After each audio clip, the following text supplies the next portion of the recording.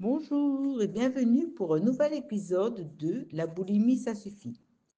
Cet épisode s'intitule Trouver la paix avec la nourriture. À la découverte du chemin pour faire la paix avec la nourriture. Imaginez une vie où la nourriture ne vous contrôle plus, où vous trouvez du réconfort et de l'autonomie dans votre relation avec la nourriture.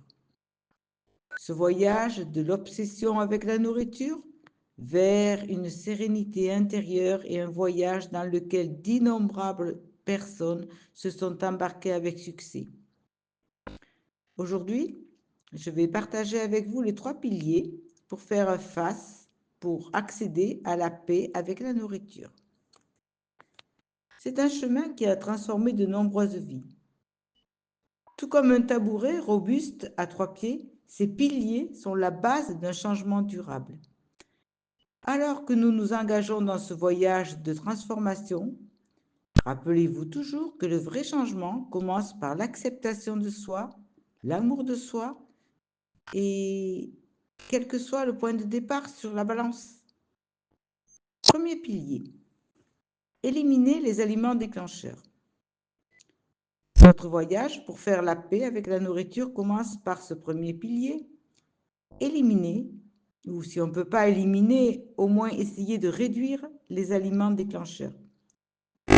Les aliments déclencheurs, ce sont ces délices tentants, des produits souvent transformés, qui peuvent nous inciter à manger compulsivement, pour nous laisser souvent ensuite un sentiment de culpabilité et de honte. Ce sont ces aliments qui nous obsèdent, dont nous sommes incapables le plus souvent de nous arrêter une fois que nous en avons pris la première bouchée. Alors les plus courants sont les bonbons, les gâteaux, le chocolat, les glaces, les sucreries en général. Ce sont souvent des aliments sucrés. Mais ça peut être aussi des aliments plus gras, comme la charcuterie par exemple. Il est primordial de reconnaître que les aliments déclencheurs ne sont pas toujours des sources de réconfort ou de plaisir. Il s'agit en fait de substances alimentaires chimiquement modifiées qui nous ont retenus captifs pendant bien trop longtemps. Nous avons probablement tous entendu comment l'industrie alimentaire combine habilement le sucre, la graisse et le sel pour reformater notre cerveau, tout en accentuant nos envies irrésistibles d'en manger toujours plus. C'est très d'actualité en ce moment. Il est temps de changer de perception. Il est grand temps de réagir avant d'être totalement pris au piège. Nous devons reconsidérer ces aliments, non pas comme des havres de paix, mais plutôt comme des pièges. Chaque jour où vous résisterez à la suralimentation compulsive, vous deviendrez plus fort. Votre cerveau retrouvera sa lucidité. Vous retrouverez la liberté de choisir votre alimentation. Jour après jour, votre parcours vers votre poids de forme et de santé deviendra plus gérable. N'oubliez pas que cet engagement n'est pas pour toute une vie, c'est un gage pour aujourd'hui, le point même où la transformation commence. Deuxième pilier, développer la spiritualité et la pleine conscience. L'alimentation addictive est une alimentation irréfléchie, compulsive, impulsive. Et l'un des antidotes est la pleine conscience. Si vous avez eu des problèmes d'alimentation ou de poids pendant des années, voire des décennies, cela peut nuire à votre estime de soi et à votre confiance en soi. La spiritualité est comme un baume de guérison. C'est de se souvenir de qui vous êtes vraiment. Vous êtes né avec l'étincelle du divin et cette étincelle vit toujours en vous. La spiritualité consiste à se connecter à votre magnificence, à cet endroit à l'intérieur de vous qui est calme et intuitif. La spiritualité consiste à puiser dans votre moi authentique, là où la compulsion ne vit pas, un endroit où vous n'éprouvez pas de peur ou de rage, mais plutôt un lieu de paix intérieure, de puissance et de magnificence. Vous pouvez accéder à cet endroit par votre calme et votre respiration. C'est là que réside votre pouvoir. Nous sommes tous nés avec l'étincelle du divin, une force intérieure et une sagesse. il fait partie de vous aujourd'hui. Vous avez peut-être simplement perdu votre connexion avec elle.